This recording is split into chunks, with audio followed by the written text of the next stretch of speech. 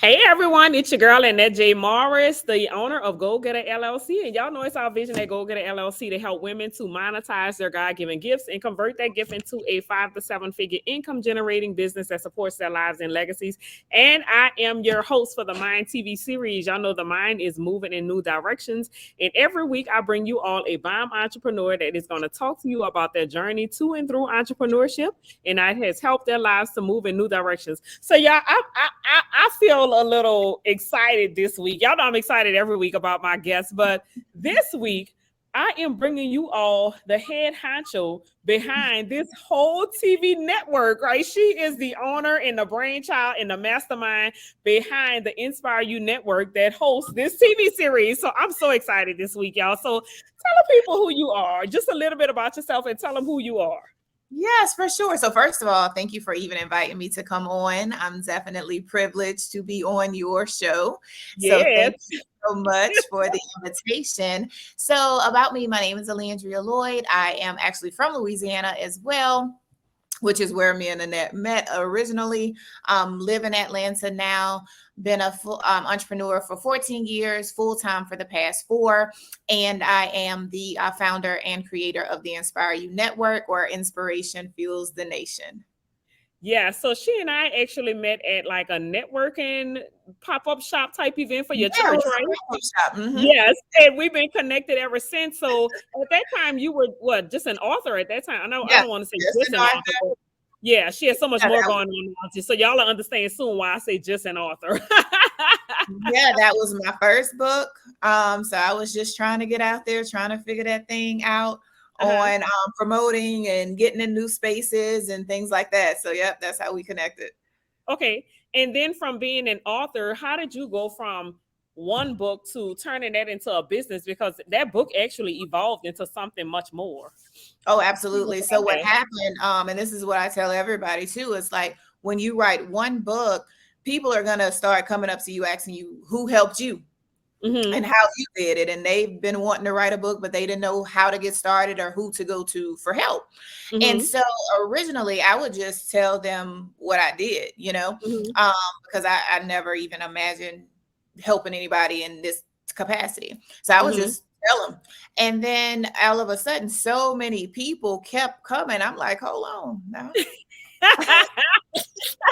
Like, It seems hold on. like I'm missing out on some money on here. Right. So from there, I started doing writing classes.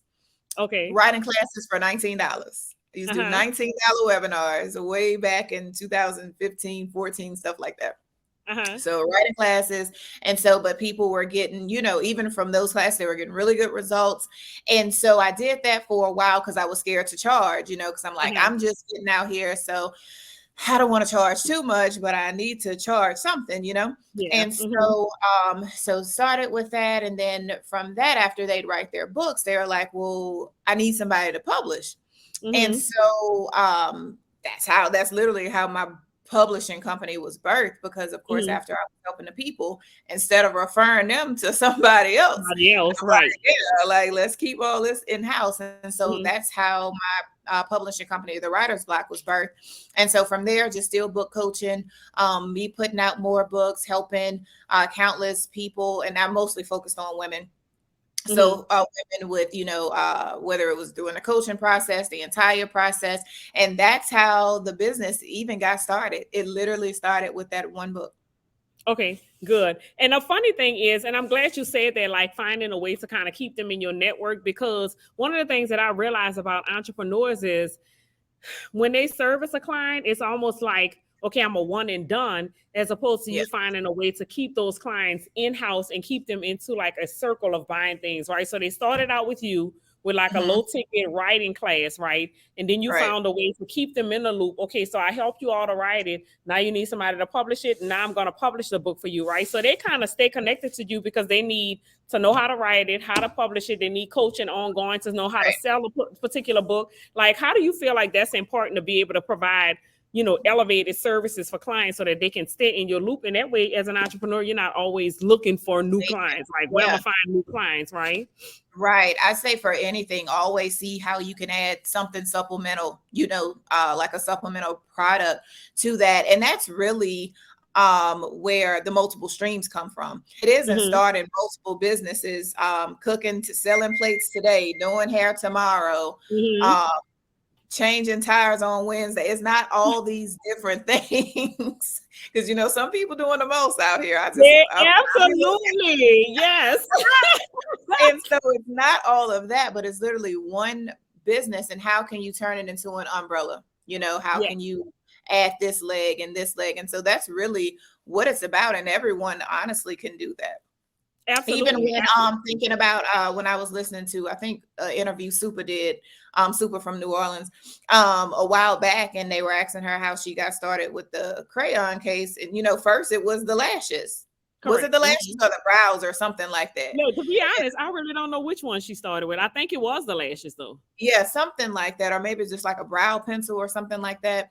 And that's Uh-huh. all she wanted to do. But somebody that she was talking to encouraged her to just go ahead and create the whole line. Like, let's not Yeah. just stop at the brows. They need the whole face together. And Correct. like, Mm-hmm. that's really how that was birthed. And so it's the same thing, even with your individual business, regardless as to what you're doing, whether you're a coach, consultant, because if you're a coach and consultant, you need a book. That book can turn Correct. into speaking opportunities, Mm-hmm. paid webinars, masterminds, so many different things. And so it's all about taking that one thing and seeing how Mm-hmm. you can multiply it into many. Mm-hmm. Absolutely. And people don't realize like an actual book can be a whole business. Yeah. It can be a whole business. So I'll use, for example, like one of the books that I published during COVID. Well, I'm saying during COVID, like COVID is over, but y'all know what I mean by that. I actually had the opportunity to, it was one of my best-selling books, had the opportunity to offspring a group coaching program from that same subject matter. The book got acknowledged by Yahoo News, Oh, and did a little spin-off from that or whatever. So had like some speaking opportunities from that particular book, right? So people just think in terms of, oh, I'm gonna publish a book, I just need to sell books, sell books or whatever, right? But it's so many other opportunities from books. What have you found? Because I heard you say like multiple streams of income. What have mhm. you found to be like some streams of income associated with publishing a book? Okay, so I can just use myself for example. So Mm-hmm. I published my book that turned into writing classes. Then Mm-hmm. that turned into VIP days. Mm-hmm. And Okay. then that turned into group coaching, but then Mm-hmm. some people who didn't want the group and they were like, I just want to work with you one-on-one. They like people will tell you what they want. You know what I Correct. mean? So I didn't Absolutely. know I wanted to do all this. I didn't know it was gonna become all that. They will tell you what they want. So like, hey, like the group is cool, but I want to be able to ask you questions one-on-one. Uh-huh. So I created the VIP days. Then from there, that started I used to do publishing challenges, how quickly we can get this thing done. Cause I was teaching them at the time how to finish their book in less than 30 days. So that Okay. was accountability. Cause that's pretty much what writers definitely need, accountability. So Yeah. it went from there. And then it went to after they published, I noticed that they were only posting on Facebook and that was it. And I'm Mm-hmm. like, no, it's way more to it than just posting a mock-up and Yeah. hoping that people are going to go crazy about the book. So then that's when I started teaching them how to market their book as authors.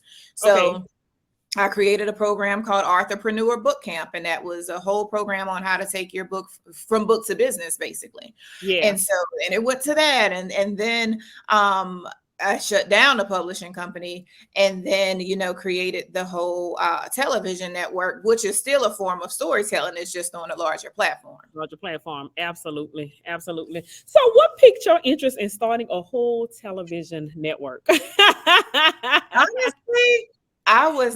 it was not on my mind at all. Cause like I said, I really shut down my publishing company just pretty much out of obedience to God. Cause I was told Uh-huh. shut it down. Uh-huh. I had no intentions on doing it, but I was told to shut it down. Uh-huh. And so when I shut it down, I'm like, okay, so now what we doing? Cause Oh my boy. whole life, yeah, my whole lifestyle was built off of, the type of finances that I was bringing in from all of those things. And Publishing. so Correct. you saying shut it down, what else we doing, right? And so it took a while though for me to kind of even like figure that out. So then I kind of started helping people start their own publishing companies. So that went okay, but it didn't have the type of launch that I wanted it to have. Uh-huh. So at one point I was just kind of living off savings because I wasn't even really sure what to do, what I wanted to do, because I knew I didn't want to just do anything because I hadn't already tried that enough. So it needed to be something I was going to be really passionate about, something that was on brand, you know, with what I was already doing, and it just made sense. Correct. And so someone had talked to me about starting my own show, but it was going to be with someone else. And you know how sometimes how it can be with partnerships, everybody's excited in the beginning, but you know, when you get together, you notice the work ethics are different. Yeah. You know, the way people move, you know, like for me, I get up at 4 a.m. I try to be done with things by 11 a.m. You Correct. can't be just getting up at 11 a.m. talking about less Not work. at all. I'm done. It's time to take a nap. Yes. So, you know, and then just to like just a certain level of excellence and integrity and stuff like that. So I'm like, no, this isn't going to work. So cut that off. And then literally somebody called me and they were like, hey, I know you were talking about doing a show with somebody else, but like I have this opportunity for you to launch your own network if there's something you're interested in. And I really wasn't interested in it because I'm like, that's a lot. That's a whole lot, you know what I mean? And so, but just praying about it, and God gave me the blueprint for it, and here we are. Well, that is amazing. Just want to say that's amazing. It literally came out the blue, because when you introduced it to me, I was like, a TV show? That wasn't even on my vision board. But I mean, again, because I've been following you for years, trusting you, your vision, and it was just a great opportunity. It was almost like a no-brainer because it gives opportunities for other, you know, female entrepreneurs to get exposure, all of this other stuff. So it was just like a win-win-win type situation, just a win-win. Yeah. And those are really the only type of business models I personally like to create. If everybody involved can't benefit, that's why I asked you what I asked you before we even got started here, you know, because I that's something I really care about. You know what I mean? I want to make sure that everybody is in a situation where they are gaining. Correct. Absolutely. Not just about me, but I want everybody to be, you know, happy, and I want everybody to be good. Absolutely. So prior to entrepreneurship, what did you do prior to being an entrepreneur full time? So I was in school for a while, because I thought I wanted to be a psychiatrist. And so I did that for a while, and I'm like, no, this is not, I'm gonna need a psychiatrist after I'm done with this population.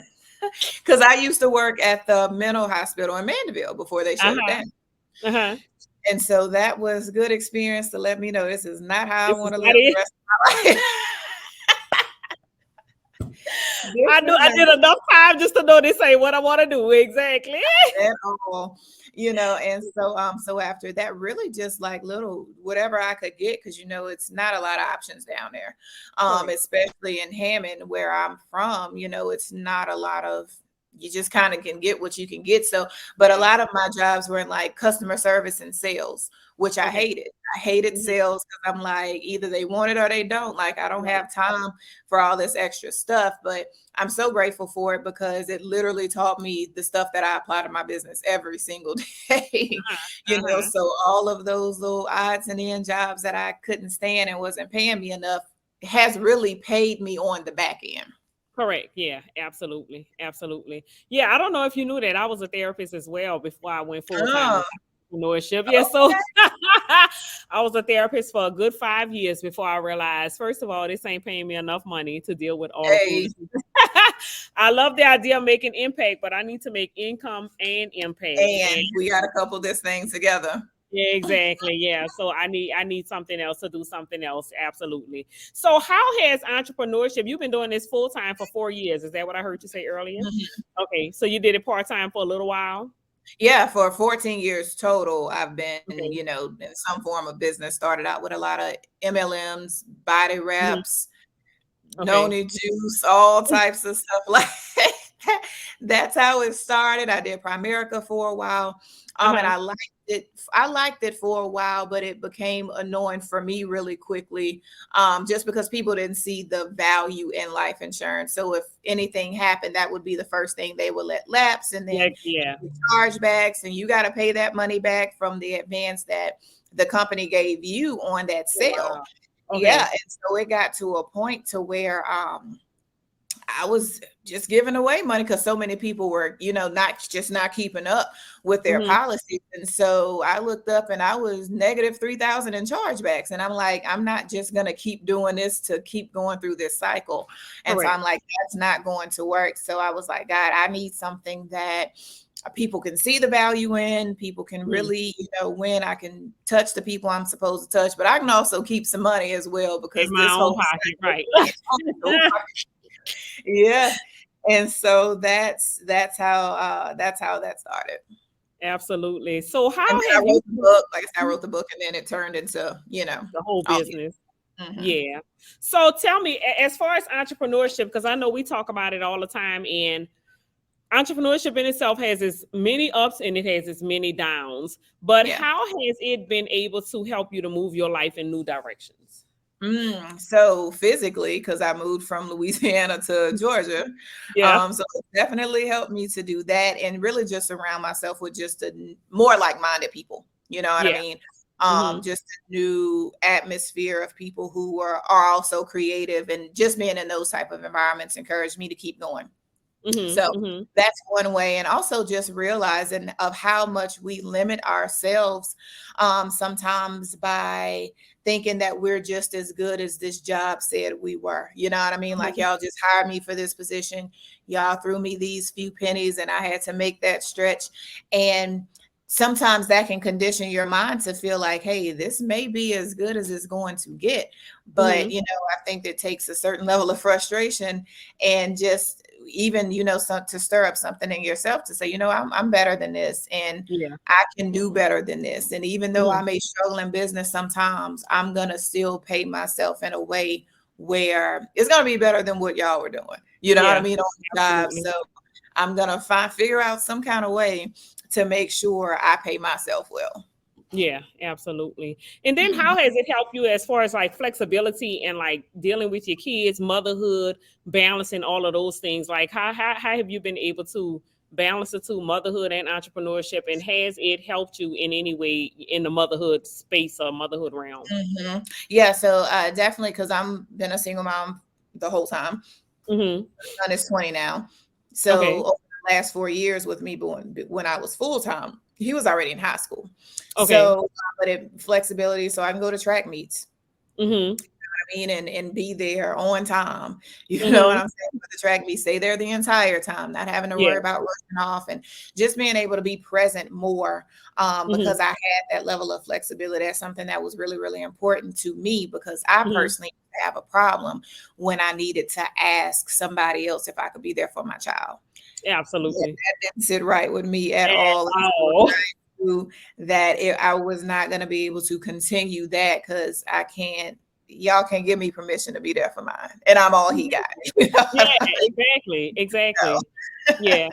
And that's yeah. always like a hard pill to swallow because we want to be there for our kids, but then we have to work to make sure we can provide for the kids or whatever, right? So you just kind of have to choose between, am I going to make this job a priority? I know I need the money to take care of my kids, or am I just going to say, you know what, bump it and do what I have to do? You know what I mean? Like do what I have to do for my kids and let the chips fall where they may. It's kind of Yeah. hard, you know what I mean? Doing that or Oh, most whatever. But definitely. yeah, entrepreneurship is hard. Making those decisions are hard. You just have to choose your hard. Much at the end of the day. That's pretty Yeah. much what it boils down to. And I knew that staying on because I knew I was called to entrepreneurship. Uh-huh. I know it's not everybody's calling, but I knew I was. And Hmm. so I'm like, I gotta figure something out. I gotta create something. I gotta build something Hmm. so that it can pay me and I can still make the money and not have to sacrifice my son at the same time. Yeah, So absolutely. that's what Absolutely. encouraged me to really even stick with business and build because I know how hard it is putting in 40 hours a week and still Hmm. not having enough. I've Right. given you 40 hours of my week and you're not Yeah. even paying me enough to live day to day. I'm still short. I got Yeah. problems with all Yeah. that. So I'm Hmm. like, that's not going to work for me. Yes, yes, and yes. Yeah. So how was it making it? Because I was talking about this with my friend the other day. I've been a full-time entrepreneur now for 12 years, and making Mhm. that transition sometimes can be very scary because you go from a job, even though it's not paying you enough, okay, on the There's 15, I'm gonna still a have little something. on the 30th, I'm gonna have this amount. And then entrepreneurship, you go to, I don't know how much I'm gonna get paid. I don't know when I'm gonna get paid. I gotta hustle, those type of things or whatever. So how was that transition for you? Oh, so it was actually quite easy because I got fired. Yeah. Yeah, what's the transition?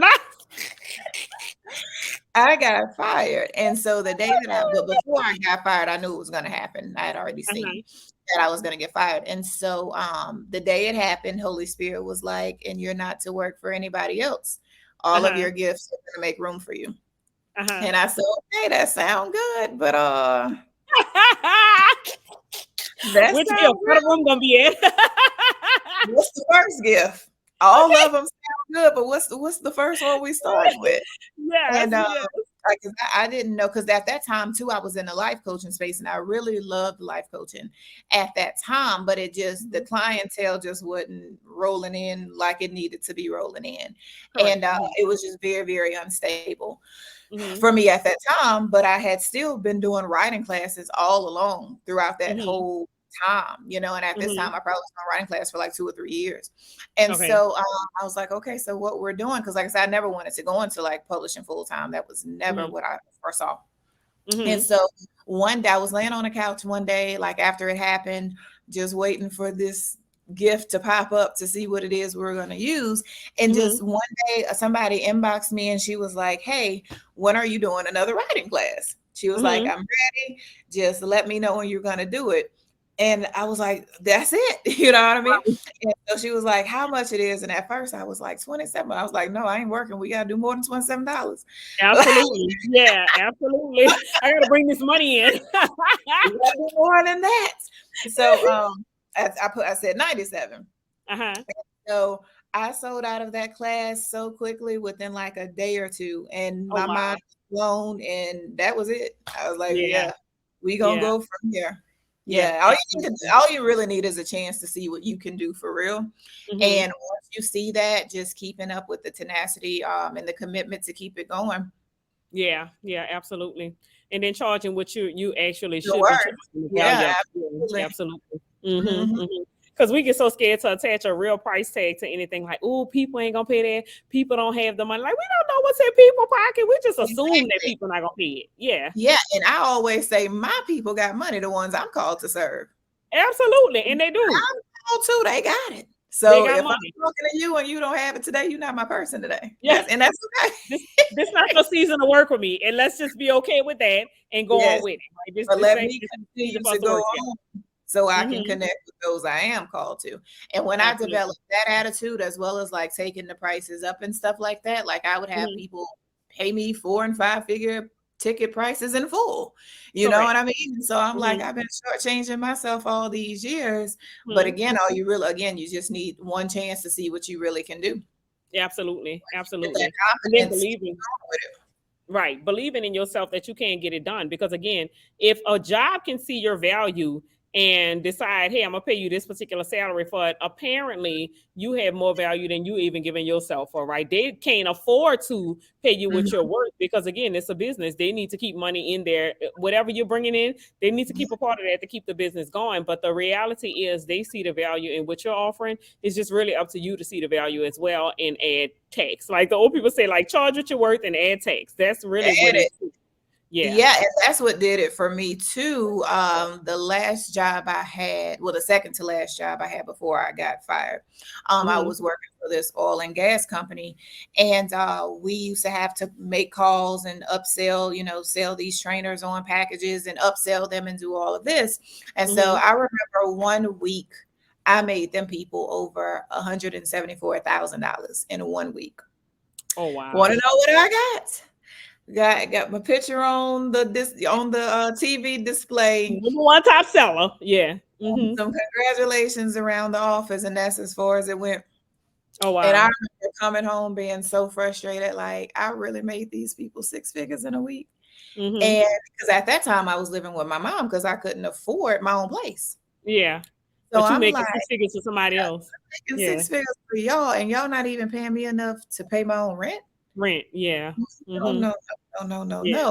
So I was at that time, that's when I was just like, even just thinking like, what can I do? And I was, doing more writing classes and stuff like that, but I wasn't bold enough to just quit and just step into the thing full time or whatever. But it's like, that just really, showed me. And so then, we were getting commission, but it was like less than 5%. Yeah. So then they got to the point to where they were cutting off that commission, where you had to make them 30 grand a month before they give you any commission. Wow. So even if you made them $29.99 and you $9.99 and you would not get 1 penny. And so to me, that was just an absolute slap in the face. And I said, there's absolutely no way. I need to take my time and talent and apply that to the gifts I know that you have given me, because this is not it. Correct. Yeah, absolutely. And that sucks. But unfortunately, that's business, right? So yeah, we have to just honor our own gifts and walk in them so that we can generate the revenue that we know that we need and deserve in this lifetime. Yeah, absolutely. So tell the people how they can follow you and stay in touch with your chick. Yeah, so I am on Facebook under Alandria Lloyd. You can find me there on Instagram as well. Follow the website, www.theinspireyounetwork.com, and you can find me in all 3 of those places. And there's an app for the Inspire You Network as well, y'all. Yes, so is the app on it's on Apple and Android? Apple, Android on your phones, on Roku, Amazon Fire TV, Apple TV on your devices, also Chromecast. Chromecast as well. And we have the podcast that's on Spotify, iHeart, Google Podcasts, and iTunes Podcasts. Okay. So y'all follow the Inspire You Network so that, well, y'all already following us. But I mean, if you don't have the app downloaded on your phone, get the app so you can watch all the TV shows on the app. All right, y'all. So I appreciate you, my girl, for taking time out, because I know your schedule is hectic and it is busy. But y'all, I wanted to, so y'all can see the face behind this whole network, behind the brain, the brainchild behind it all. I wanted y'all to see her. So here she is. And look, she's a melanated queen. Y'all see that, right? Okay, so yeah, this is some black girl magic, okay? Yes. So thank you, Alandria, for joining us this week. Y'all, thank y'all for joining us this week. Join us again next week, same time, same place, as we bring y'all another phenomenal boss that's going to be telling y'all their entrepreneurship journey and how entrepreneurship has moved their life in new directions. So until next week, bye, y'all. Thank y'all for joining us. Bye. Welcome to Go Getter University. It's the home and a one-stop for entrepreneurs, teaching all things entrepreneurship. We have courses ranging from how to start a business, how to start a nonprofit organization, to how to generate your first 10K consistent month, on to grant writing. Anything that you want to learn about entrepreneurship, it is in Go Getter University. Follow us at www.goalgetteruniversity.com to register. New Orleans native Joanna Hale McGill, her new album, New Sound, Same God Volume 2, featuring the hit single, Suddenly Here. God, settle here. Right now, Jesus, settle here. Let your presence settle right here. Stream and download both now.